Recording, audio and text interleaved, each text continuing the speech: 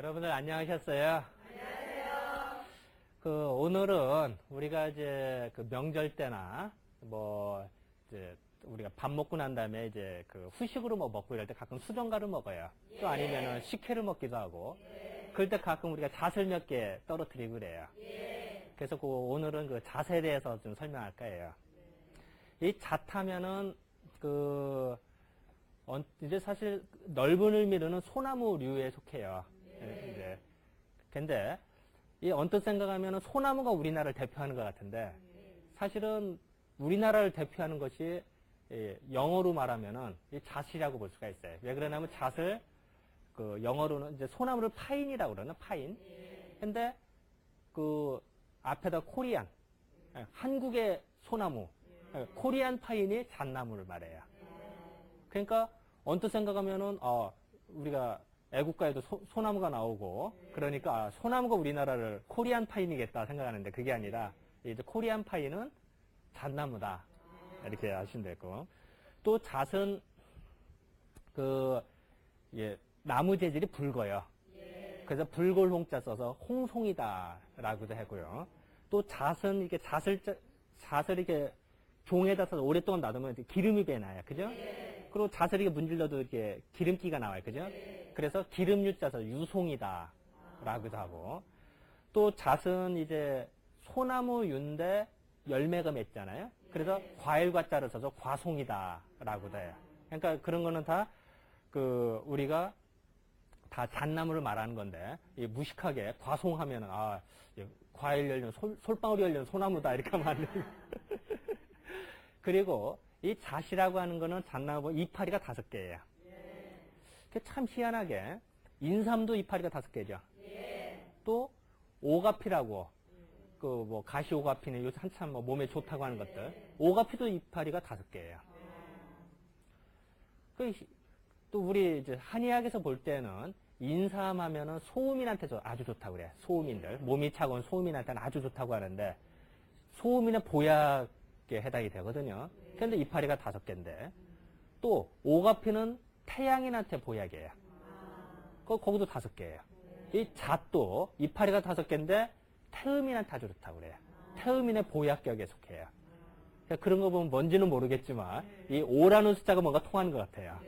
그래서 그런 것도 좀 재밌는 것 같고 또 중국에서 우리나라를 볼 때 우리나라 잣을 그렇게 높게 평가를 했대요. 그래서 잣을 사실은 중국 본토에는 별로 안 자라요. 그리고 이제 중국에서도 이제 변두리 지역에서는 자라는데 그 잣하고 우리나라에서 나온 잣하고 비교하면 우리나라 걸 최상품으로 해야겠다는 거예요. 그래서 중국 황실에서는 항상 우리나라 잣을 수입해서 먹었지 중국에서 나온 잣을 먹었다 이런 기록이 없어요. 그러니까 중국 사람들은 잣을 먹고 싶다 그러면 꼭 우리나라 해동 지역, 신라 지역에서 나온 잣을 이제 먹기를 소원하는 거죠, 항상. 그래서 만약 여러분들도 해외여행을 한다든지 밖에 나가서 잣을 사왔다. 이제 그런 건 이제 좀 역사를 모르는 사람이다 볼 수가 있겠죠. 또 그러니까 이제 중국에서는 우리나라 잣을 높게 여겼기 때문에 당연히 신라송이다. 잣을 신라에서 오는 소나무 비슷한 건데 열매가 맺다. 신라송자다. 이렇게 표현해요. 신라자가 들어가면은 다 신라지에서 나온 소나무가 아니라 잣나무를 의미하는 거에 많아요. 또 예전에는 보니까 산에서 이제 돛 닦는 사람들이죠. 도사들. 이 도사들이 잣을 많이 먹었대요. 흔히 도사들은 먹을 때 우리 화식을 금한다고 그러죠. 예를 들어서 음식을 금하고 생식을 한다든지 이런 기록이 많은데 그럴 때는 꼭 잣을 먹어요. 뭔지는 모르겠지만 이 잣을 먹으면 힘이 난다 이런 느낌이 좀 오겠죠. 그리고 좀 우리나라 다시 좋겠다 이런 것도. 그리고 또 예전 기록을 보니까 이 잣이 이제 우리가 예전에도 잣 까는 게 되게 힘들었었나 봐요. 그래서 우리가 보면은 제사상에 되게 잣을 올리죠, 그죠? 그런데 예전에 까기 힘들으니까 이제 이빨로도 까고 이래요. 이빨로 까다 보면은 침도 묻고 이래요, 그죠? 그래서 조상 위하는 상에 내 침 묻혀서 올려서 좋을 거 없겠죠. 그래서 뭔가 고민을 많이 했었대, 예전에도. 어떻게 하면은 침을 안 묻히고 잣을 깔까? 그래서 지금부터 이제 한 400년, 500년 전 기록을 보면은 그런 기록들이 많아요. 어떻게 하면은 그 침을 안 묻히고 기계를 잘 깔까? 그래서 물론 뭐 기계 설계도가 없으니까 뭐 좀 알 수는 없어요. 알 수는 없지만 어쨌든 그 기록들을 보면 흔적들이 나오는 게 이제 그런 거 보면 뭔가 귀중했으니까 그게 하지 않았을까 이렇게 생각이 좀 들어요. 또 예전 기록을 보면요. 그 중국에 보면 이제 신선전이라는 그 열선전, 신선들의 기록이 있는 책이 있대요. 거기에 보면은 뭐 믿거나 말거나 합니다만 그 악전이라는 사람이 있었대요, 예전에. 근데 그 악전이라는 사람이 그 잣을 항상 먹었대요. 먹다 보니까 이제 힘도 세지고 몸에서 털이 나서 옷을 안 입었대요. 그리고 달리기를 뛰는데 말보다도 더 잘 뛰었대요. 뭐 믿거나 말거나 합니다만. 근데 이제 이런 기록들이 왜 나왔을까? 그거는 뭔지는 모르겠지만 잣의 효능을 설명하기 위한 그 방법이지 않았을까? 이렇게 이제 우리는 생각을 하죠. 어쨌든 이제 그 몸에 좋다 이런 것들을 이제 알 수가 있고요. 그리고 이제 보니까 또 기록을 보면은 그 잣을 우리가 먹는데 예전 우리나라 기록에도 보면은 예전 이제 충주 땅에 박효종이라는 사람이 살았대요. 이 박효종이라는 사람이 살았는데 이제 그 자기 집에 이제 그 몸종이 이제 인사차 온 거예요. 그러니까 이제 저 장난기가 좀 돌아서 그 대들보 그 기둥 있죠? 기둥을 살짝 들었대요. 믿거나 말거나 합니다. 막. 기둥을 살짝 들고 그 계집 종에 옷을 거기다 살짝 껴는 거예요. 그러니까 종이 이제 일어나려고 인사가 일어나려고 하는데 뒤에서 누가 막 자꾸 잡아당기는 거야. 잡아당기니까 이제 이것도 힘을 줘도 계속 더 잡아당기고. 그러니까 이제 얼굴이 사색이 돼서 이게 귀신이 붙었나 보더라고. 그러니까 얼굴이 이제 낯빛이 변한 거예요. 그러니까 그 주인이 그 박효종이라는 사람을 눈치 써서 야, 그 빨리 해. 그때 박효종이 또 몰래 뒤에 가서 또 살짝 들어서 옷을 풀어줬다 했는데 사실은 그 기둥 하나 들기가 이게 쉬운 얘기예요. 그래서 너 왜 이렇게 힘이 세니 했더니 자기는 평상시에 개암이라는 거하고 잣을 항상 손으로까지 항상 먹었대요. 그래서 이제 그랬다라는 기록이 있는데 이것도 이제 믿거나 말거나 합니다만. 근데 예전 기록에 이런 게 나와요. 그래서 왜 그런 게 나올까? 그런 것도 뭔지는 모르겠지만 잣을 먹고 힘이 세졌다. 이런 것들을 이제 나타내기 위한 기록이지 않을까. 이제 우리나라에도 이제 이런 기록이 나온다라고 볼 수가 있어요.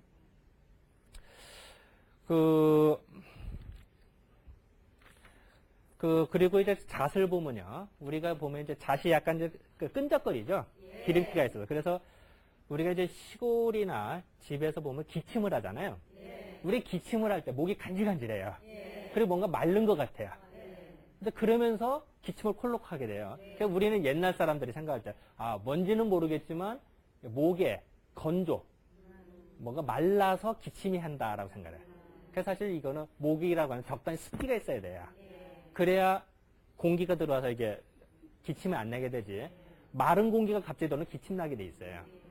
그래서 또 찬 공기가 들어와도 그래요. 그래서 인류학적으로도 우리가 추운 지역에 사는 사람들 코가 더 길어요.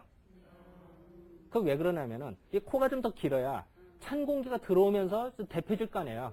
구멍, 통로가 좀 길어야 그래야 기침을 덜 하죠. 그리고 열대 지역, 따뜻한 지역에 사는 사람들은 이 코가 좀 이게 납작하다고 그러죠. 왜? 납작해요. 흔히 그걸 뭐 그 남반계 사람이다, 뭐 북반계 사람 이런 얘기를 하는데 남반계 사람들은 코가 좀 납작해요. 그것도 공기가 들어오면은 이제 공기가 따뜻하니까 뭐 굳이 데필 필요가 없죠. 그러니까 이제 납작해질 수가 있죠. 이제 그런 것도 이제 토막상식이 있듯이 우리 한의학에서 생각할 때는 이제 공기가 들어와서 하는 거는 건조하면 기침 나고 차가우면 기침이 난다고 생각해요. 우리도 추운 겨울날 밖에 찬바람 갑자기 쐬면 기침 나는 사람 많이 보죠. 그것도 다 그렇다는 생각이 들어요. 그런 생각을 하는 연장에서 생각을 해보면은 뭔지는 모르지만 껄끄럭거리고 건조한 느낌이 드니까 그럴 때 잣을 먹으면은 기침이 멎는다 생각하는 거예요. 또 실질적으로 우리 한의에서 그렇게 약을 써요. 잣을 쓰면은 기침이 멎어요. 근데 이제 기침도 종류가 많죠. 그 기침도 이제 마른 기침에 해당이 되겠죠. 독감 걸린 기침이 아니라. 그리고 우리 이제 사상의학에서 보면은 잣은 이제 태음인한테 좋은데요. 특히 태음인들이 잣이 이렇게 원기라고 할까요? 이제 진기를 보강해준 역할을 해준대요. 예. 한의학에서는 이제 하초라고 하면은 흔히 이제 예를 들어서 뭐 자궁이나 방광이나 콩팥이나 생식기나 이런 걸 우리는 다 통틀어서 사실은 다른 거죠. 근데 한의학에서는 넓은 범위로 하초라는 개념으로 써버려요. 또 실제로 좋아지면 같이 좋아지고 나빠지면 같이 나빠진다고 생각을 했어요. 그러니까 거기 기운을 보강을 해준대요. 잣이. 이제 그러니까 신선들이 먹겠죠. 그래서 그 잣을 이제 태음인들이 이제 유산기미가 있다든지 아니면 이제 이 기능이 떨어진다. 그랬을 때 이제 잣을 먹어서 보강했다. 이런 이제 기록들이 나와요. 그래서 이제 하고 또 이제 잣을 보면은 참 재밌는 게 하나 또 있는데요. 이 잣을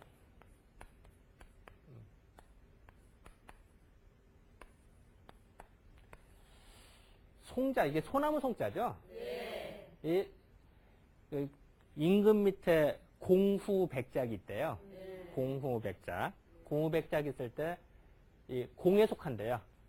나무 중에. 예. 공작. 공작은 되게 높은 죄죠. 공작, 백작 이러잖아요. 공작에 속하는 정도가 나무에 속한대요. 그래서 소나무는 좀 되게 귀족적인 나무에 속하죠. 또, 이것도 우리나라에는 잣나무 백자로 쓰고 있어요. 잣나무 백자. 이것도 백이 들어가죠. 공후 백작 할 때. 이것도 귀족이에요. 근데, 이 아주 재밌는 거는, 이거는 중국에서는 측백나무라고 쓰고 있어요. 측백나무. 측백나무. 근데 중국에는 잣이 없다고 그랬죠. 그러니까, 중국에서는 요거를 측백나무로 썼는데 우리나라에는 잣이 있어요. 그래서 요거를 우리나라는 측백나무로도 쓰고 두 번째 잣으로도 번역을 해요. 자, 근데 중국에서는 백하면 측백나무를 의미했는데 우리는 잣으로도 보니까 오류가 범하기 시작했죠. 그래서 이제 일부 책을 보면은 이 백을 지금도 한문사전에 전부 다 잣나무 백으로 나와요. 그러니까 잣으로 번역돼. 그런데 그런 이제 오류들이 이제 그런데 이따 시간이 되면 더 설명을 좀 해드리고요. 또 우리가 흔히 번역을 하다 보면 재밌는 게 송자 하면은 소나무의 열매란 뜻이 되죠. 그럼 솔방울을 말해요, 그죠? 근데 실질적으로 솔방울이 아니라 솔방울로 쓰기도 합니다만 대부분은 잣으로 써요, 이거를. 그러니까 이때 송은 소나무만이 아니라 소나무류. 넓은 의미의 소나무류에 속하고 그 류에 속하는 것 중에 열매가 맺는 것은 잣이잖아요. 그죠? 네, 그렇게 해서 쓴대요. 참 번역이 어렵죠. 그죠? 네, 저희들이 항상 고민이 이런 거예요. 공부하다 보면. 또, 이 소나무에다가 이 열매 실자를 쓰면 뭘까? 이것도 고민해요. 이게 솔방울로 봐야 될까? 잣으로 봐야 될까? 항상 이제 우리들이 이제 고민을 하게 되는 거죠.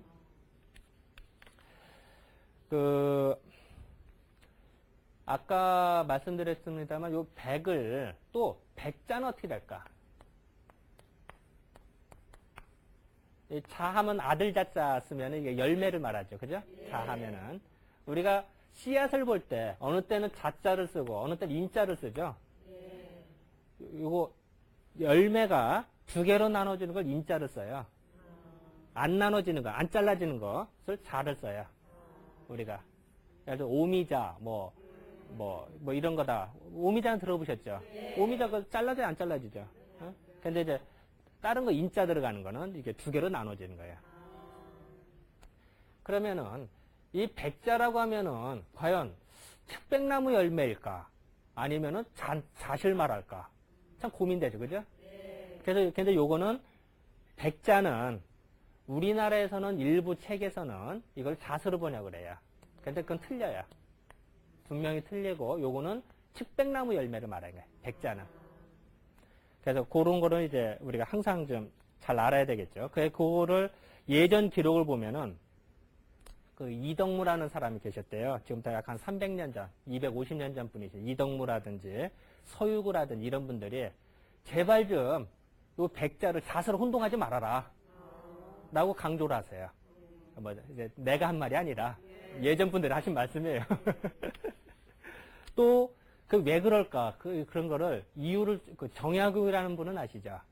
그 실학의 대가고 역사책에 많이 나오죠. 정약용. 이 정약용이라는 분은 그렇게 설명을 해요.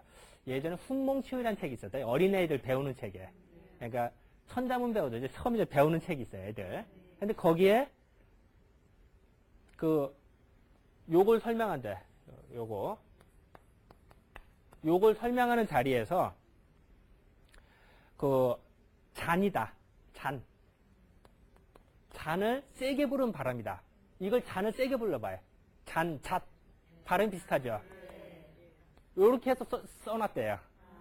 그러니까 쉽게 말하면 그 국민학생, 그 소학교 학생들이 처음 그 한문 배우면서 그렇게 배웠다는 거야. 그래서 그 어렸을 때 버릇이 여든까지 간다고 이래서 다들 착각하는 거다라고 생각을 해요. 그래서 이제 그러면서 정약용은 그런 말씀을 하세요. 그 측백나무는 원래 측백나무는 귀신을 쫓는데요. 귀신이 제일 무서워한대요. 그런데 이 측백나무를 무서워하는데 요거를 잣으로 오해를 하는 바람에 잣나무는 붉은 빛이 나오고 송판이 아주 좋아요. 그런데 예전에 이제 지금은 뭐 화장도 많이 합니다. 예전에는 다 이렇게 매장을 했잖아요. 산소 매장할 때 관을 잣나무로 쓰면 참 좋은데 이 착각하는 바람에 측백나무 이게 서로 오차가 나는 바람에 안 써서 안타깝다. 뭐 이런 말가 돼요. 그래서 그런 걸 보면은 그 예전에도 되게 혼동했나 보다. 이런 게 돼요. 어쨌든 그 중요한 거는 그 잣이라고 하는 거는 그 우리나라를 대표하는 식물이고 또한 그거는 태음인들한테 정기를 보강하는 데 아주 좋고 그러다 보니까 신선들이 먹었던 그러니까 우리는 이제 신선들과 같이 노는 거죠. 잣을 먹으면서. 중국에는 없는 우리나라만의 그 잣을 이제 먹게 됐다. 이렇게 볼 수가 있고 또한 해석하는데 오류가 좀 있다. 해석을 되게 잘해야지 잘못하면은 오차가 나더라. 이제 이런 말씀을 좀 드릴 수 있을 것 같아요. 또 하나 그 논어에 보면 그런 얘기 있어요. 그 날씨가 추워진 다음에 송백이 그 뒤늦게 이파리가 지는구나. 공작해서 말씀하셨어요. 거기서도 송백은 소나무와 측백나무가 아니라 송백이라는 그러니까 노송을 말해요. 노송. 오래된 나무. 오래된 소나무를 말하는 거죠. 그것도 무식하게 소나무와 뭐 잣나무 이렇게 번역하면 안 되죠. 이제 그런 것도 이제 논어 번역에서도 이제 그런 건 이제 구체적인 것들이라 제가 생략을 하고 어쨌든 번역상에서도 조심을 해야겠다. 이렇게 이제 정리를 하면 될 것 같습니다. 자, 오늘은 이 정도로 마칠까요? 예, 감사합니다.